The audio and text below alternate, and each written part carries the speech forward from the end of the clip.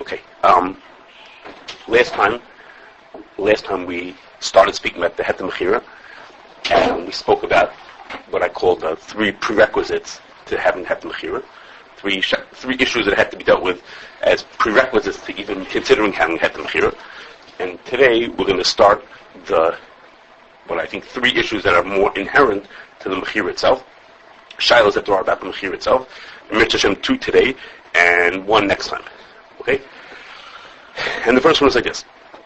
Shulchan Aruch says, this is a Chashmish, but Shulchan Aruch says, he said that if the government has a rule that whenever you sell land, you need to use a shtar. It's a government regulation, and a person makes a mechira, sells land without using the shtar, then it's no good. Okay, that even though he did kinyan and that lefi the regular dini haTorah would work, if he didn't use the shtar, it's no good. So the Ridvaz has a pirush on the Pasuk Shulchan, and in his hakdama to the Pasuk Shulchan, it's called Beis Ridvaz. In that hakdama, he talks about the Ridvaz. Did I say Ridvaz? Ridvaz. I'm sorry. In his hakdama, he talks about Heter Mechirah a little bit, and he says. So he asks. He says the government. In that time, Eretz Yisrael was controlled by the Turks. He says, in that the government has something called a Tabu, which is that you have to, in order to transfer land, you have to have a certain kind of paperwork filed. What in here they call it in English a deed. Okay, you have to have certain paperwork had to be filed, and when you do the Heter Mechirah, nobody files this paperwork, and no one follows this paperwork, and therefore they. You should just be patient. You'll see. Nobody files this paperwork. See, he says, so the Mechaber says that if you don't do a shtar, like the government says, that it's no good, so therefore the whole Mechirah can't work because you actually didn't sell the land, because the Mechirah doesn't work. So there's a problem with Pesach too? Yes, I'm going to say that in a second. Yes, correct. So what happened was that they called it a tapu. I guess it's an Arabic word. That's what the Turks call it.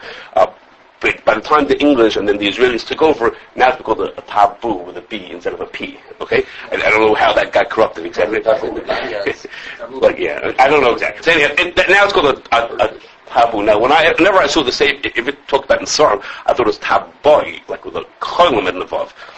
That's only what I thought that because it's tes veis vav. But then until I saw it spelled in English, then I realized that it was not a. They still use the term all the time. Right. Yeah, it's a term.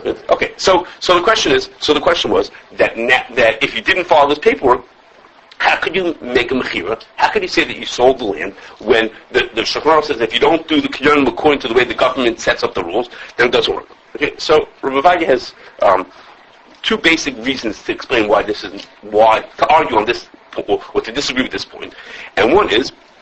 Some people say, I told you the way many people understand what Shulchan Aruch says. Okay, that din that you have to use a shtar is based on for things like din l'malchus dina. That you have, if you don't follow the rules of the government, then it doesn't work. He says, but there are many who hold that that's not true, and that the reason why it doesn't work has to do with there being no Gemiras Da'as. Because if the only way you can make a kinyan, the government says when you transfer land you have to follow this paperwork, then there's no Gemiras Da'as without that. And he wanted to say, but in this case there is Gemiras Da'as. Okay, we talked about whether there's Gemiras Da'as last time. No, we're going to talk about it. No, I'm sorry, take it back. We're going to talk about that in a minute. Whether there's Gemiras Da'as or not. Okay, but he says there are those who hold that the Mechaber doesn't mean it like as in a set, an ironclad rule that there's like a din of the it doesn't work. Really, it's only because of a lack of Gemiras Da'as, and over here you don't have to worry about there not being Gemiras Da'as. Okay. Another angle of answer is some Sefer brings that in his days the Kaiser had they asked him a question that people were doing something. People were doing making mechiras chametz, and people said, well, you didn't do all the things that according to the government would have worked in order to make a mechiras chametz. So some Sefer said they asked the Kaiser, and he said to them, I know that the Jews are only doing it for religious reasons, and my regulations don't apply when they're doing it for religious reasons. All the regulations that I have, I understand that these people are doing this for some kind of a religious observance. They're not, so to speak, doing a real transaction, even though they're structuring like that, they're not doing it, so to speak, for real, and therefore I don't enforce my rules, the rules that I have of how you have to do the consciences don't apply to that thing. So, work by Shemittah? I don't know. Okay, I don't know. Okay, so, and the Chazon Ish says a similar point. He says, In a democratic country, that shouldn't work. why? It's not up to the control. Same thing. In a democratic country, the government also could, the court could also say is, we understand. To do that. They never had one. Okay. Okay, so the Chazon Ish says, that the, I know what the guys mean. It means it's different as far as this because there's not really a sample. No. He's saying is that my details, I ignore those. So Chazon Ish says a similar thing, that the courts in Eretz Yisrael, the legal system, lets Bezdin do things that don't follow all these rules of these legals, these tabu rules. They let them get away with it. The Chazon Ish says a similar thing. So not having it is not such a problem. Okay. So they asked the Turkish government? No, they didn't ask the Turkish government. But it's a general feeling that courts let people get away with these kind of things when they're doing it for religious reasons and not... Caesar in Hungary. No, it's just an example of the idea that a court will let someone get away with it. You guys need a marshal, so you have to go to everybody. Okay, look, pause. I'm going to sort of say that in a second. Okay, just give me a second. Okay, so now, before I tell you that other part, I have to just tell you, Rabbi Vaidi says you should just know this whole shaila is really theoretical. Okay, or I shouldn't say it's not theoretical. It's moot because, and the reason why it's moot is because in Tafshin Lamed, which was the year before Shemittah, the Israeli government passed a law that says when you sell the land for the Heter Mechirah, you don't have to follow the Tabu. Okay, they made a special rule because people were grumbling about this. I mean, it had been going on for 75 years by then, but people were grumbling about it. So they said, they passed the law. We made a law that says when you do a Heter Mechirah, you don't have to follow this paperwork. Okay, so for the Heter Mechirah, it became a non-issue because it's not a legal requirement anymore. It is still an issue, not just in Eretz Yisrael, a little for them, but also for us. For the two things that have been mentioned, almost one is mechiras chametz, and one is the Heter Iska. Okay.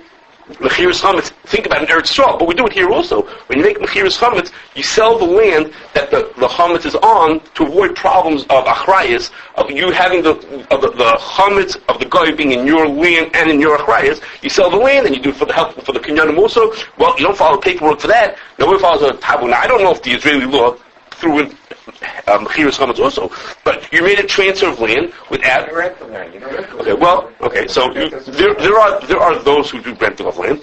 It's very questionable if you do rental of land. We'll talk about that. I think I may talk about it before this Pesach, which is whether you could rent land. It may not work. We'll talk about it when we get to it. Whether renting land actually does what you need it to do for mechiras chametz. Yes, there are, in many of the shars it says that you're only renting it, that you'd avoid this problem. Okay.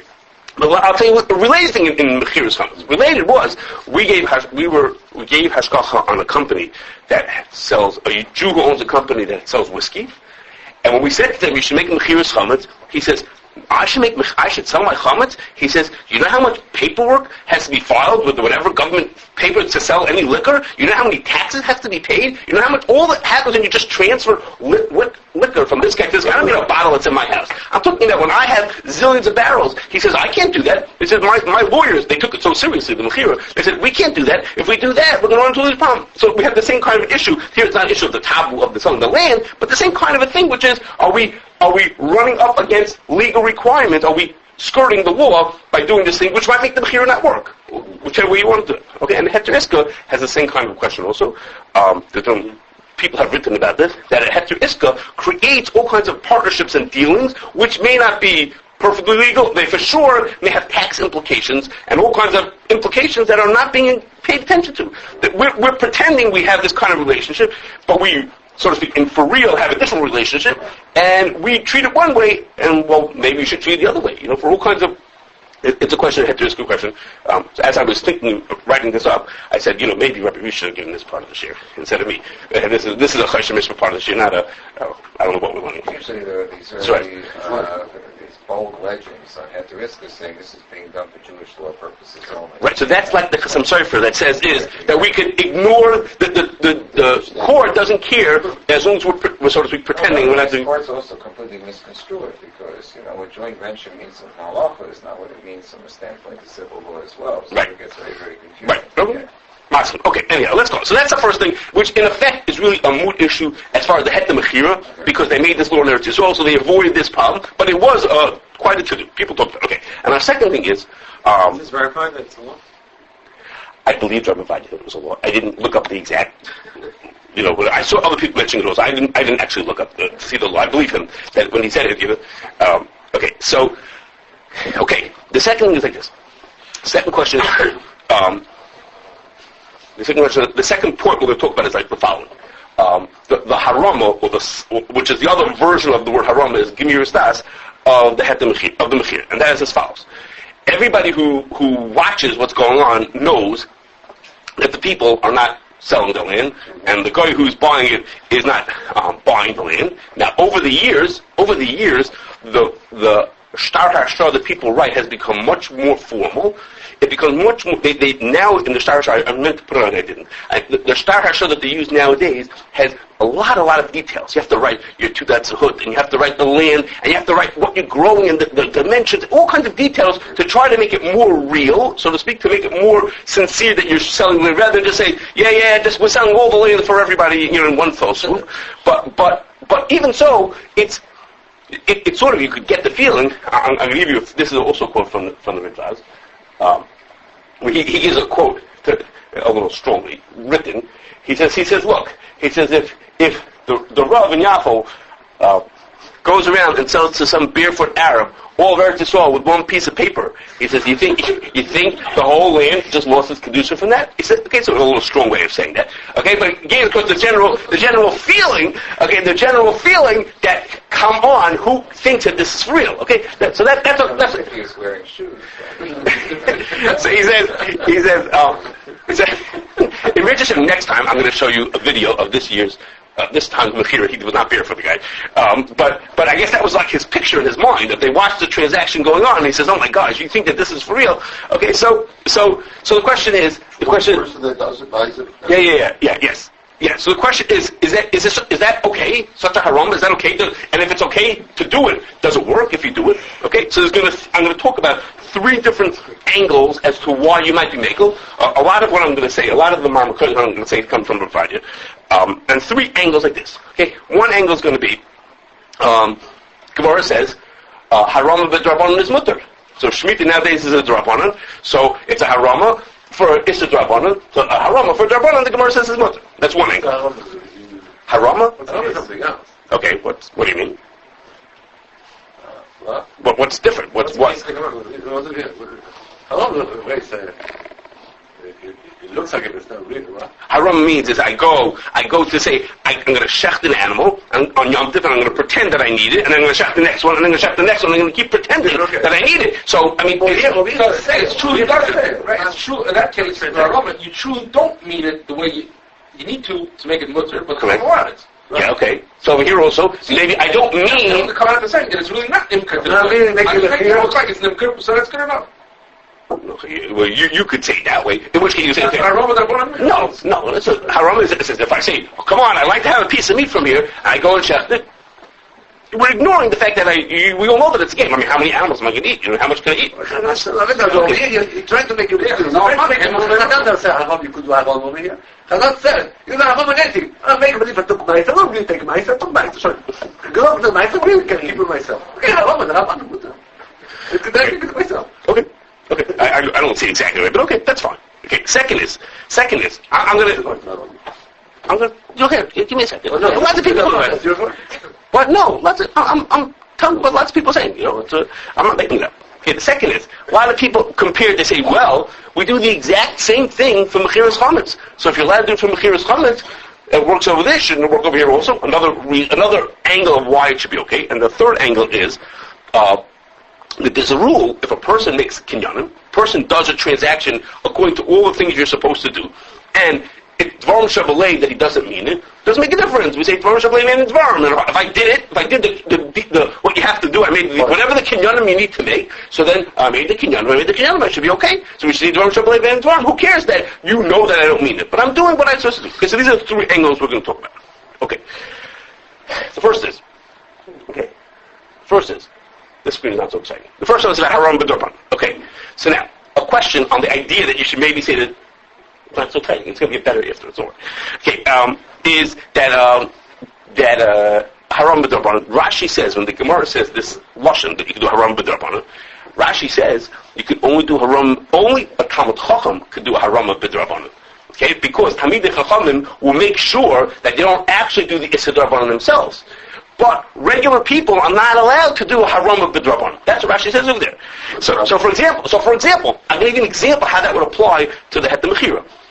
When the Rabbanan, the rabbis in charge of the Heter Mechirah write in the Shtar and in the Shtar Harsha, if you do this Mechirah, you're not allowed to do Melachas D'Oraisa. We don't let you. You're agreeing to never do Melachas D'Oraisa during Shemitah. Okay, that's what they write. Because the rabbis are saying that's a geder we need to make to say that you shouldn't end up doing the wrong thing. So someone who is a Talmud Chacham makes sure when he does his harama, he does it only so far. Well, guess what? I would venture to say that most of the farmers either don't read that, have no idea what Melachas D'Oraisa are, and so don't pay attention to it. They go planting tomatoes all year round, even though it's in Melachas D'Oraisa. So here, what Rashi says, which is, a Talmud Chacham could do the harama, but not a regular person, because a regular person may slip into doing the actual Isser itself. Here's an example. Right here in the Mechirah, the people who make the Mechirah say, this is the restriction, and people don't follow that restriction. People don't do what they do. Okay, sit down. I understand. I think we say Shemitah's D'Rabbanan. They put that in the Shtar. They write in the Shtar that even though we allow you to make a Mechirah, and you can do lots of things, you're not allowed to do anything that would have been a D'Oraisa. The Melachas D'Oraisa are more chomer. Is that really what it says in the Shtar Mechirah? Yeah, it says in the Shtar Mechirah, it says in the Shtar Shah. I'm agreeing to not do this. I didn't say that. I'm saying is, you see... when they put that in, most of the farmers... No. My point is that here's an example that we say that the Talmud Chacham has a certain hashara of how it should be, and he wants to do something to prevent it from getting out of hand. That's what I said. The Talmud Chacham makes sure not to let it get to the actual Isser itself. I'm not saying that this is the Isser. The Talmud Chacham has a gather to it, and the non-Talmud Chacham doesn't follow the gather. I don't know if it's a perfect example. The Talmidei Chachamim were doing the sale, thinking through the entire ring. They know that a lot of the farmers are going to do Melachas D'Oraisa. I wasn't trying to say that they're being tricked. I'm trying to say is that when we say that only Talmid Chacham could do it, that's because Rashi says that he shouldn't end up going beyond what he thinks is correct. So over here, the rabbi has an idea of what he thinks is correct, and that it makes it worse. Why is it worse? Because it's saying in the Shtar itself. We only want to be simultaneous on this for certain things. Why not in the Shtar for? No. What are we writing in the Shtar for? Why are we writing in the Shtar? Yeah. We want to make it a serious point to the guy. You should know that this guy... Why in the Shtar Mechirah? No, not in the Shtar Mechirah. I'm sorry. In the Shtar Harsha.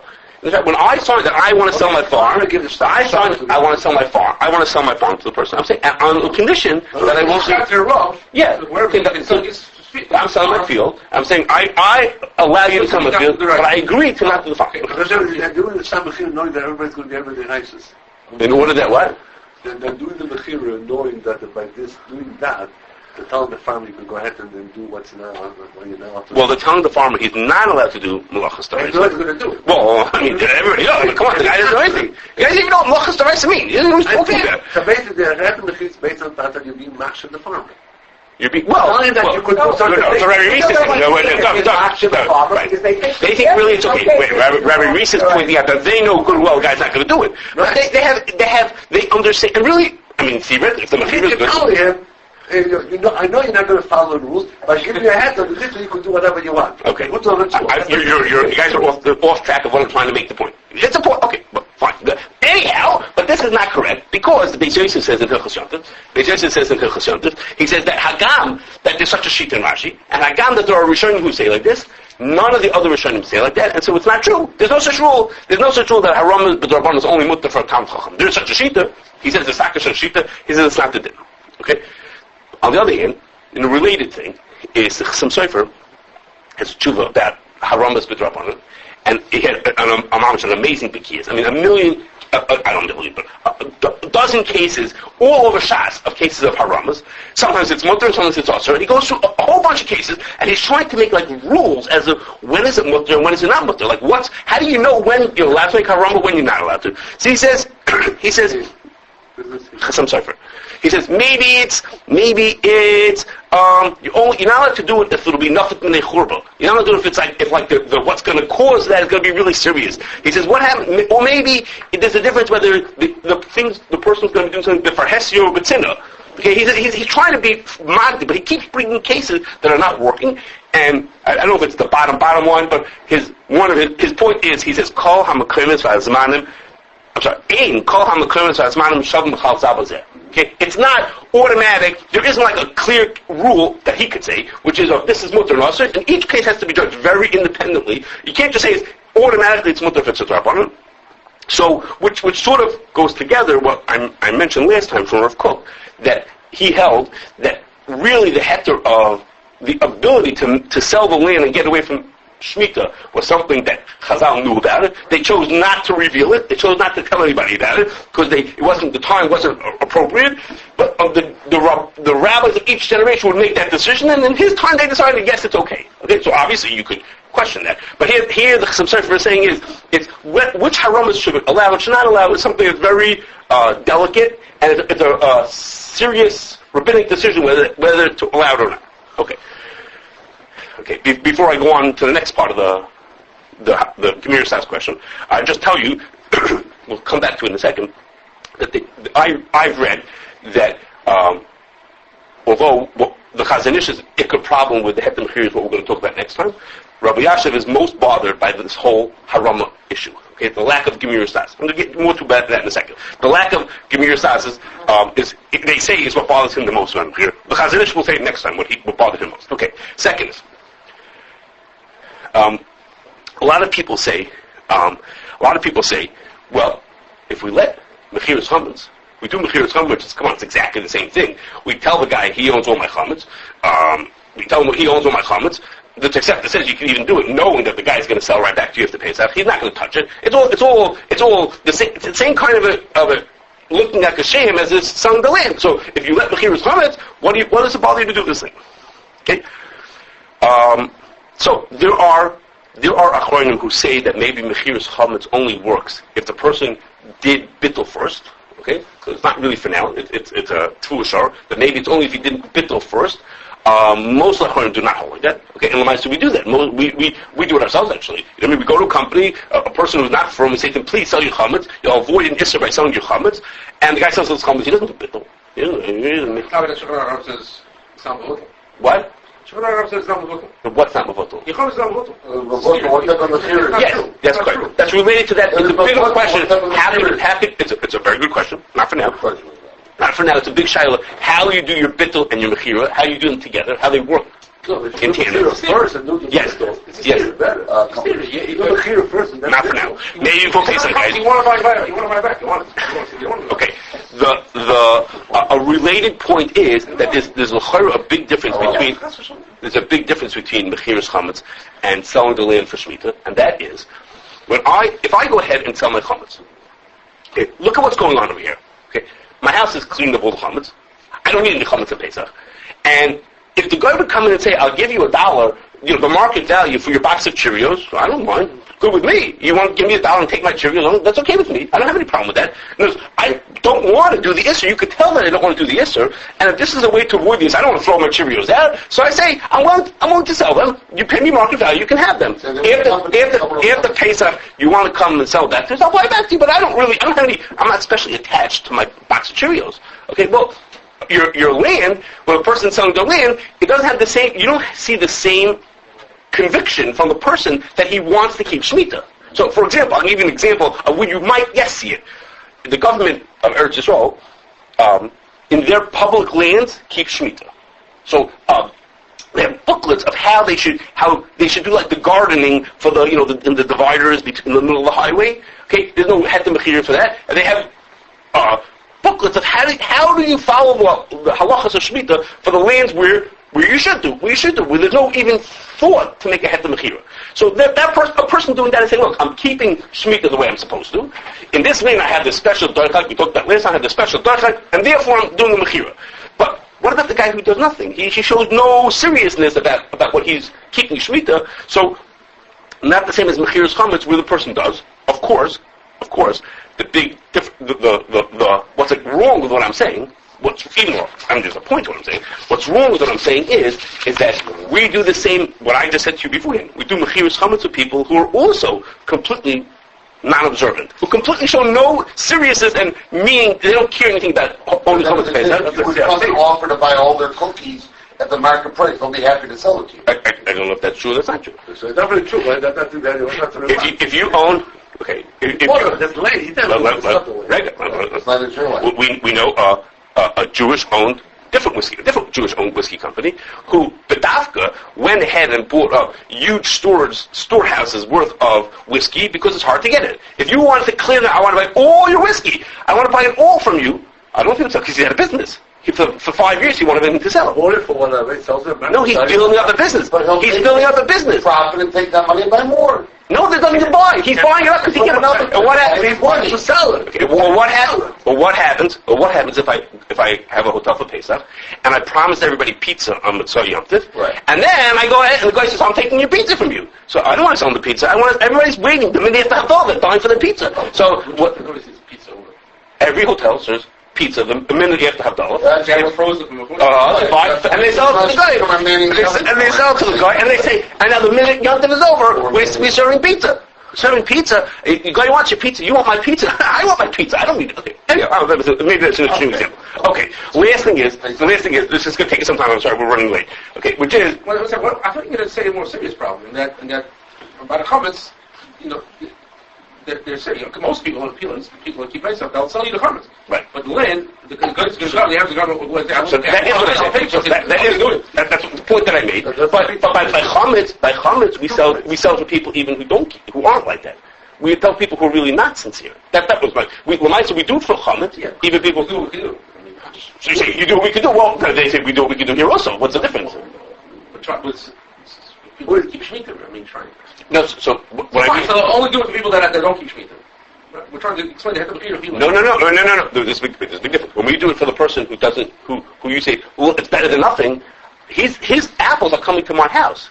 He's going to sell those apples to the market. It's not just he's doing it for his private isser. I take the chametz. I sell the guy's chametz. You avoid isser by selling it. No, he's going to sell it to me. I'm going to go buy that apple. Well, the apple's not the problem. The cucumber's the problem. The cucumber will be isser. Is there any protection in the Shemittah Mechirah for what if the guy comes and says, okay, I want to buy it. I'm not selling it back. What do you mean is it protection? What is there anything in the Shtar that says that he has to sell it back? Yeah. I don't think so. So he wants to keep it. You can't stop him. Well, except that the farmer's going to chase him off. I mean, he's going to come after him with an axe and chase him off. That's what I'm talking about. That's my point. That's good. That's what I'm. But there's no protection in the shop. There's no way down. There's no. We anyways, it's a serious deal. You doesn't do that. Doesn't do what? Doesn't give a hechsher. We don't give a hechsher. People just do whatever they want on Pesach in the bakeries. No, but if somebody has chametz, we let him do mechirah. Yeah. There's nothing about him that's showing that he doesn't care, that he cares about chametz. Oh, you mean you're saying because we're telling him that he has to close for Pesach? Right. We're telling him, okay, so you're right. Then you're right. That's true from companies, right? What about from consumers? If somebody walks in, you met someone, you say to him, "Why do you do mechirah something? You sell your chametz for Pesach."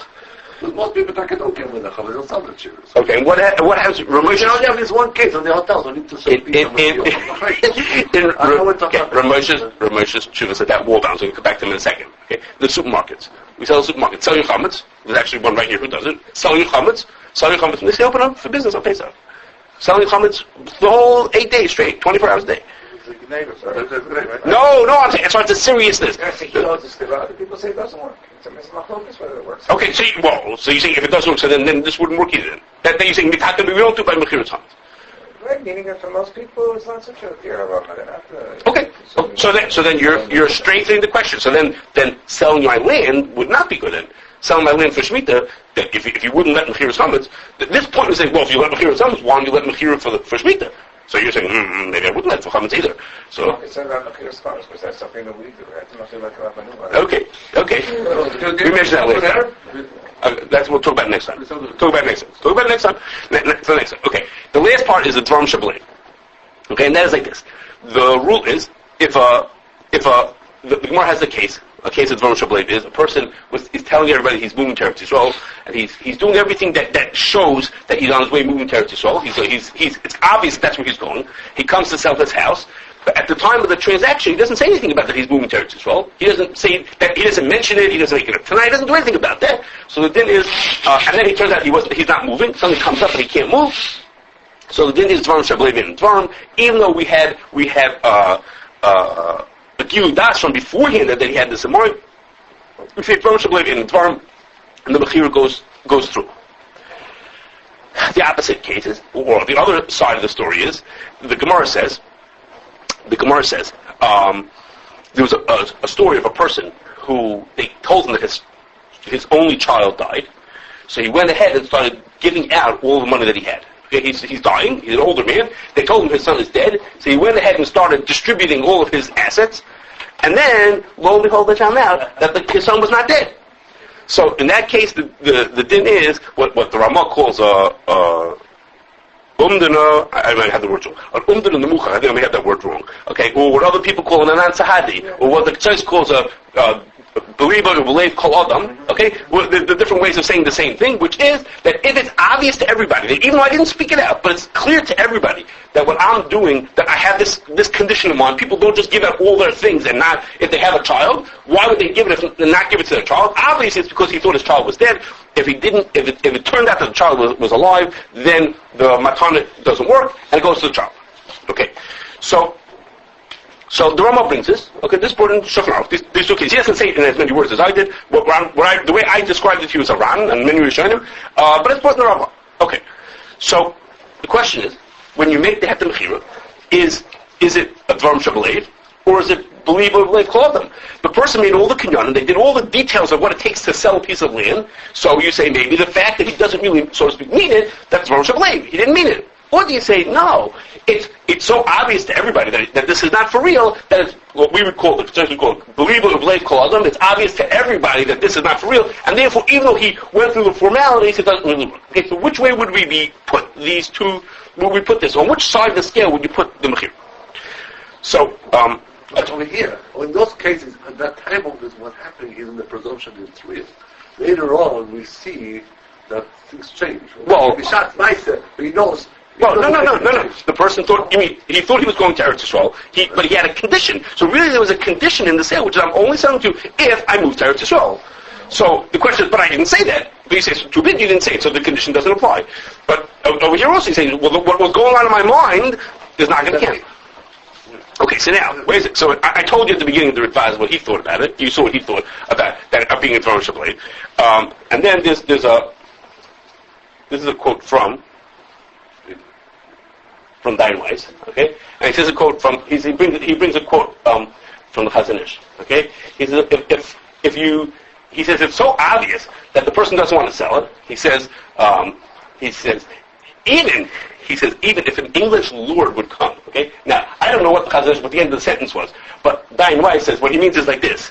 He says, what?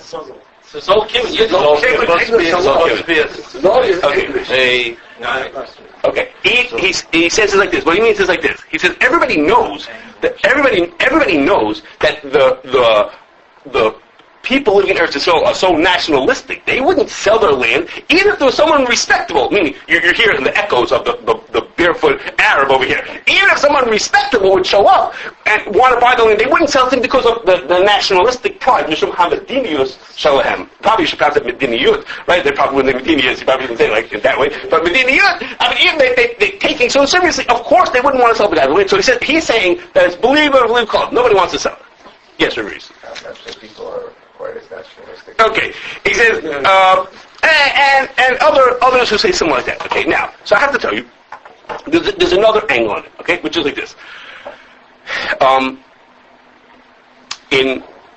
We'll talk about this really more next time. Okay, but in Tavshin Samaches, that was last Shemittah, the person who took care of the Mechirah was someone named Rabbi Zev Whiteman. Okay, from Tabu. Yes, he took care of the Mechirah. He was the person who oversaw the Mechirah. Okay, this year, different people took care of it, and Rabbi Whiteman wrote an article in Hebrew, printed in Eretz Yisrael, on differences between the Mechirah of this year, of this time and last time. Okay, now of course those are differences of meaning I did it last time, and this time it didn't come out the same way as we did last time. And some things that they kept, and some things that were not as good as last time. Okay, so he says when you make the Mechirah, he says there are certain things about the way they did it that are, if a rabbi looks at it, everything looks beautiful. He says the problem is they were using a lot of the terminology that they use is rabbinic terminology rather than like a modern legal terminology. He says, and when you're talking about making a mechira for average farmers, okay, who are not Talmidei Chacham, they're Amaratzim, they work the land, okay, so he says, for those people, you need to use terms that to them mean something. So These are some. He has a lot of examples. Okay, he says the way they write it they were writing it in the Heter Mechirah, in the Mechirah was Lefi HaShotoni HaNohag B'Makom. Okay, which was Lefi, whoever's in charge. That's like from 100 years beforehand. And the modern way to say it is, even Lefi Chuke Medinat Yisrael. That's how you'd write it for a modern person. Okay, they wrote Udeloy Ketufse Deshtara. Okay, that's a regular way you write in a star. This is for real. Okay, the real way is you write it B'chol Tzada Yipu Koyach Shabolim. Okay, that's the modern legal Israeli way you would write something like that. He says, then they wrote something else. He says there's a rabbinic way you write something. He says Beim Mesiras Kulmas, which means is if the person can't sign the bottom of the piece of paper, he gives the right over to somebody else to sign for him. He says, well, that's pretty pathetic. He says, well, our farmers know how to sign. He says, you just cut it out. He says, you just cut that out completely. Okay, he says that even the fact that we call it a shtar harsha, he says, what? He says a shtar harsha, which I guess in modern Hebrew that still means something. He says he thinks you should have called it a yipuk kayach bilti chozer. Okay, something, an irrevocable appointment of this person to do the job. Power of attorney. Okay, so the bilti chozer, you can't take it back. Irrevocable. But it doesn't. You cannot revoke the harsha. You can revoke his action. No, you can't revoke the harsha. The harsha. You are my shliach, and I can't take it back.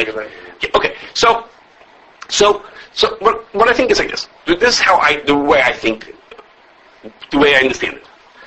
It seems to me that the question as to whether you should look at this as a Devarim shebilev or Devarim shebilev u'belev kol adam depends on the following question. When you watch the Mechirah for 5,000 people, farmers are selling their land. Should we look at that as one unit? Should we look at that as all this land is being sold to this barefoot Arab? If we look at it like that, it's obviously a farce. I mean, it's a joke that all these people are selling all their land to this one guy. To think that whole, all of that, 80% of the land, of the farmland in Eretz Yisrael is sold to this guy as a unit, that's an obvious believer who believes Kol Adam. But if we look at it as individual sales, I'm selling my land. Could it be that I want to sell my land? Of course it could be. Ramesh even talks about that when he talks about the truth about selling the chametz. He says there are people who don't want to be over the Isser. He says they even though they sell chametz on Pesach, to the extent that they can avoid the Isser, as much as they can avoid, they want to. It's power to avoid the Isser. He says so Ramesh says maybe they really mean it. They really want to sell as much chametz as they can. Either going to keep on stealing and selling on Pesach. Okay, so as much as they can be. Save themselves from Isser easily they want to, and not that. There are farmers actually who are Shomer Shabbos. There are farmers who really want to keep the din. The Rav tells them you can make a mechira, so they really mean it. They're sincere that they want to make a mechira. So if you look at each individual sale, it's not a believer or blave clothing. It's not obvious to everybody that each sale is not for real. People sell farms all the time. The business going on, people sell their farms. But to think, if you look at it as a unit, the whole, literally, it's 80% of the farmland in Eretz Yisrael is being sold. That is silly. I mean, it can't be that, it's obvious to everybody that this is not for real.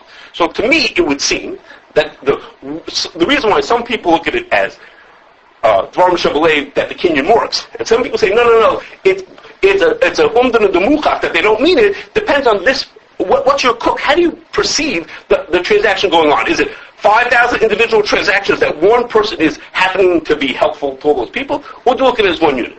Okay, now, that's what I think. Now, the downside of what I just said is the following. We're going to talk about next time that one of the innovations that happened in Tafshin Samaches in the Mechirah, we'll talk about next time why they did this, but one of the innovations that they made was that instead of each person selling his land to the guy, instead, there was an Israeli government body that sold the land to the guy. Okay? How that body got the land is not important for right now. Okay? An Israeli government body called the Israel Land Authority. It's called I forgot what it's called in Hebrew. It'll come to me.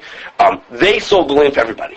Okay? These people who are in charge of the land of Eretz Yisrael sold the land for everybody. So now they were doing that. We'll hear next time why they did that. What was the reason why they changed it to try to make this? They thought they were making it better by doing that.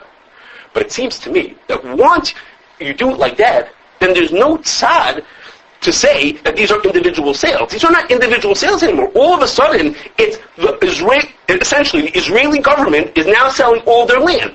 The people whose job is to look out for the best interest of the country. That's the job of this Israel Land Authority. To look out for the best interest. They decide who should build and where they should build and how to build infrastructure. They look out for the best interest of the land there. So that they should sell 80% of the land to our barefoot Arab. That's preposterous. I mean, it's ridiculous. So, in other words, if when they used to make the Mechirah, where each person's land was being sold individually, and there was one guy doing it, then I hear that you could say we could look at it as 5,000 individual sales that are happening at once, but they're individual sales, and each sale is not a harama, each sale is not an umdan or the muchach, that it's wrong.